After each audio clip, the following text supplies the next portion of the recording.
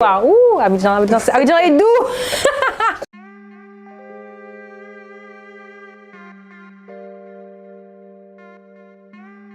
Bonjour, donc moi je m'appelle Mariam Bakegay et je suis consultante en stratégie de développement dans un cabinet de conseil international. J'ai fait mes études en économie aux États-Unis, plus précisément dans l'État du Minnesota.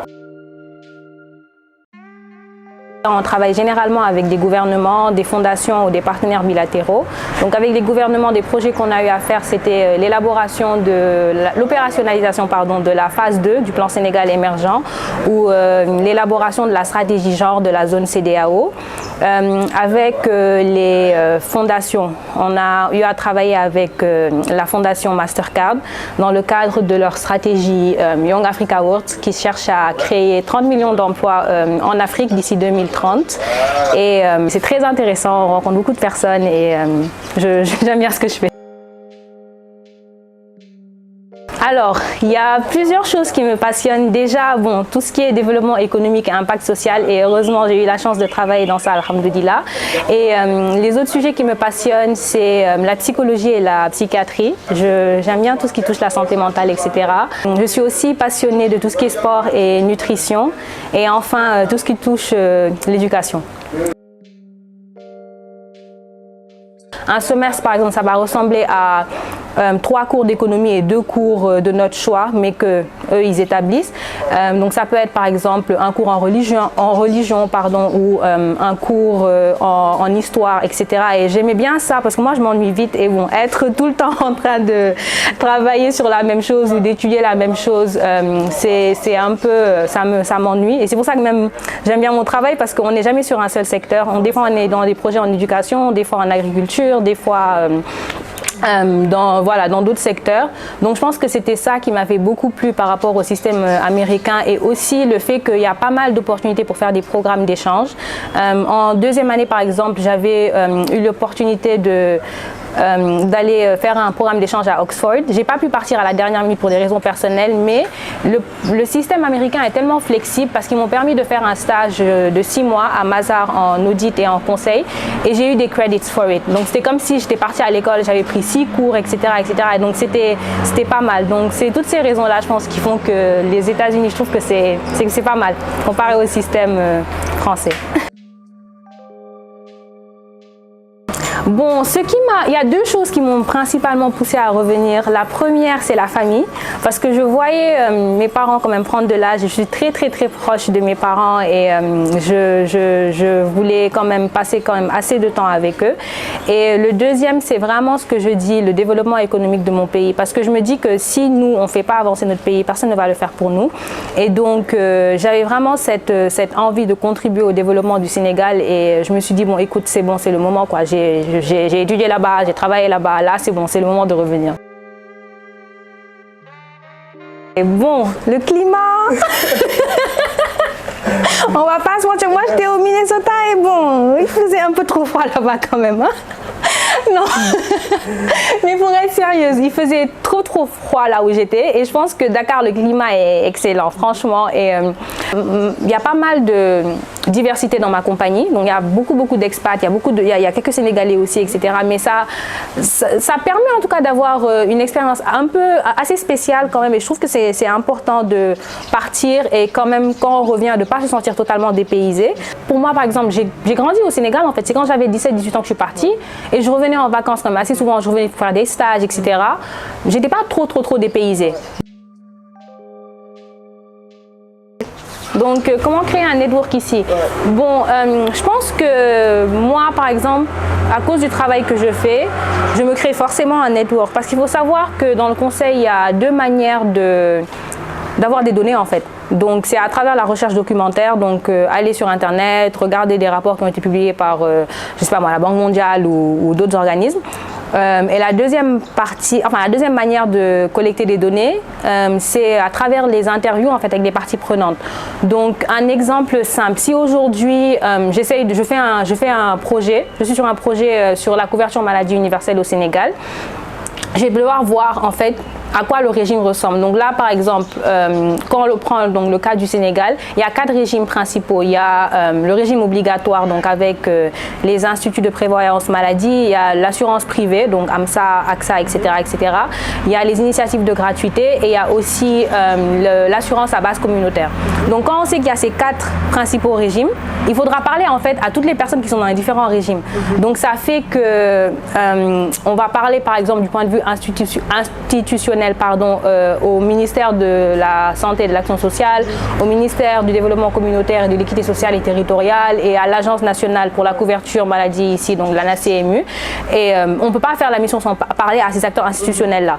Ensuite, point de vue secteur privé, on est obligé de sélectionner quelques entreprises. On va prendre AMSA, on va parler avec la personne clé qui peut répondre à nos questions sur ça. On va prendre peut-être AXA, etc., etc., etc. On va prendre les organisations de la société civile, donc sûrement, je sais pas, l'ANAMUSC, donc l'Association nationale pour les mutuelles de santé communautaire. Et donc on va avoir en fait une liste préétablie de personnes à qui on doit parler dans le secteur privé, dans le secteur public, dans les faîtières, etc., etc. Et c'est ça en fait qui nous permet d'avoir nos données et c'est une manière pour nous en tant que consultants de vraiment se faire un network parce que non et je trouve ça, moi franchement c'est quelque chose qui m'a tellement plu depuis que je suis rentrée parce que des fois quand on est à l'étranger, on étudie les systèmes qui sont là-bas parce que c'est le programme qu'on suit. Donc tu te retrouves sénégalaise mais tu ne sais pas trop en fait le système ici, comment ça marche. Et du coup, moi quand je suis rentrée, que j'ai commencé à faire pas mal de missions dans différents secteurs, éducation aujourd'hui, agriculture aujourd'hui, je rentre dans le secteur et quand j'en ressors, mais j'ai en fait une connaissance tellement détaillée de tout ce qui s'y passe, comment ça se passe, c'est quoi les challenges dans le secteur, qui sont les personnes, les ressources clés, comment elles fonctionnent entre elles, etc., etc. Et je pense que c'est très important. Donc je pense que c'est, moi en tout cas, dans mon cas, c'est la manière dont en tout cas je me suis créé un network ici du point de vue professionnel. Sinon le reste c'est peut-être en sortant, en allant, je sais pas, voir des amis, aller prendre un verre, aller à un événement que je vois, genre je sais pas, sur les réseaux sociaux, etc. etc. Oh. En fait, même mes copines me posent tout le temps cette question, oui, parce qu'il y a un rapport particulier avec la Côte d'Ivoire. Ouh, Abidjan est doux. Non, mais en fait, je pense que c'est un bon mix parce que du point de vue culturel, la Côte d'Ivoire a une culture très forte, tu vois, genre, et tu vois ça partout, que ce soit quand tu vas dans les marchés, quand tu parles juste avec les gens, ils sont très fiers, je pense, de leur culture et c'est une chose qui est très belle à voir. On est un peu comme ça au Sénégal, et là, donc je pense que ça fait que quand tu pars là-bas, tu n'es pas dépaysé. Les Ivoiriens sont très accueillants et pour finir, bon, là-bas c'est la fête, hein. Genre, c'est vraiment un pays festif en fait, c'est très grand, donc il y a pas mal de compagnies ou en tout cas de grandes institutions qui sont là-bas, qui ont leur siège là-bas, donc il y a de bonnes opportunités quand même en termes du point de vue professionnel. Donc je pense que oui, il faut juste savoir peut-être à quel moment il faut décoller et aller là-bas, mais moi j'aime bien. Je vais dire donc déjà rester dans ce job-là, en tout cas dans le conseil en stratégie et pouvoir vraiment évoluer, arriver au niveau de partenaire, etc., etc. Mais sinon, les autres choses qui me passionnent, comme je t'ai dit tout à l'heure, je suis très passionnée de psychologie et de psychiatrie, enfin oui, psychologie, psychiatrie, santé mentale. Donc je suis en train de travailler sur une start-up que je vais lancer par rapport à ça. J'ai eu la chance d'être sélectionnée pour un programme d'incubation financé par l'ambassade des Pays-Bas. Donc à travers ce programme, j'espère qu'à la fin, en tout cas, j'aurai toutes les clés qui vont me permettre de lancer la start-up et de commencer à travailler sur ça. Donc ça, c'est quelque chose qui me passionne. L'autre chose, c'est j'aime bien tout ce qui est beauty, cosmetics, aesthetics, tout ça là. Donc bon, tout ce qui touche à se pomponner, se faire joli là. Donc ça aussi, voilà, c'est un petit truc avec par rapport à ça. Je pousserai en tout cas tout le monde, toutes les personnes qui nous écoutent et donc vous à travers cette petite mini-série que vous êtes en train de faire, de vraiment voir en fait les personnes qui sont ici. Et aussi autre chose, c'est peut-être les entrepreneurs.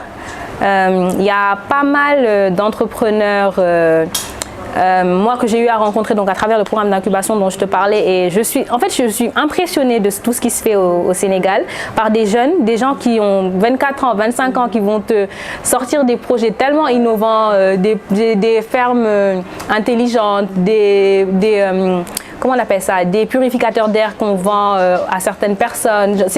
En fait, tu vois que la jeunesse est en train d'être consciente et de croire en elle en fait. Parce que de la génération de nos parents, il n'y avait pas autant d'entrepreneurs. Et nous, notre génération, en plus d'entreprendre, on est en train de rentrer en fait, de vraiment prendre en compte la transformation digitale que notre continent est en train par lequel notre continent est en train de passer et le monde entier. Et donc on voit de vraiment belles choses. Moi j'ai une amie qui essaye de, on va dire, rendre l'agriculture attrayant à travers son Instagram. Donc elle va se faire toute pimpante, etc., et te donner 10 000 tips par rapport à l'agriculture. Elle s'appelle Claudia, AgroBay, exactement. Et je trouve ça tellement cool. Et c'est des choses en fait que notre génération est en train de faire de manière différente et que je pense que ce serait bien de bring light to some of those things.